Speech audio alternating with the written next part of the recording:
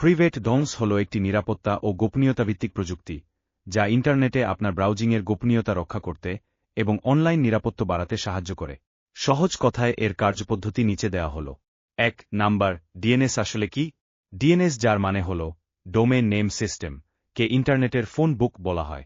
আমরা যখন ব্রাউজারে কোনো ওয়েবসাইটের নাম, যেমন google.com লিখি, তখন কম্পিউটার সরাসরি তা বোঝে না। কম্পিউটারের একটি নির্দিষ্ট আইপি ঠিকানা, IP অ্যাড্রেস দরকার হয়। এই নামটিকে আইপি ঠিকানায় রূপান্তর করার কাজটি করে ডিএনএস সার্ভার। 2 নাম্বার, সাধারণ ডিএনএস বনাম প্রাইভেট ডিএনএস। সাধারণ ডিএনএস, সাধারণত আপনি যখন কোনো ওয়েবসাইটে যান, তখন আপনার ইন্টারনেট সার্ভিস প্রোভাইডার ISP বা ওয়াইফাই নেটওয়ার্কের মাধ্যমে এই ডিএনএস রিকোয়েস্টগুলো প্লেইন টেক্সট বা উন্মুক্তভাবে পাঠানো হয়। এর ফলে আপনার আইএসপি বা নেটওয়ার্কের অন্য কেউ খুব সহজেই দেখতে পারে আপনি কোনো ওয়েবসাইটে প্রবেশ করছেন।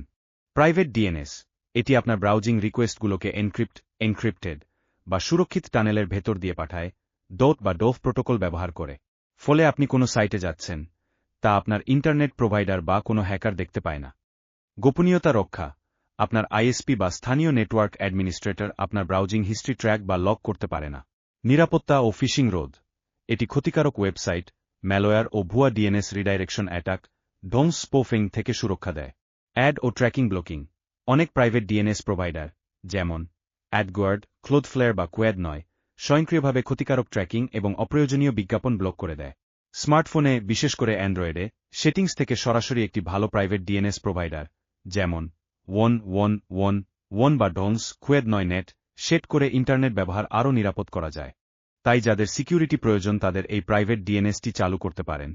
এর জন্য আপনার ফোনে কোনো অবাঞ্ছিত আপস বা কোনো লিঙ্ক চালু করতে গেলে তখন ইন্টারনেট সংযোগ বিচ্ছিন্ন হতে পারে। তাই আপনার সিকিউরিটির জন্য প্রাইভেট ডিএনএস চালু করা প্রযোজ্য।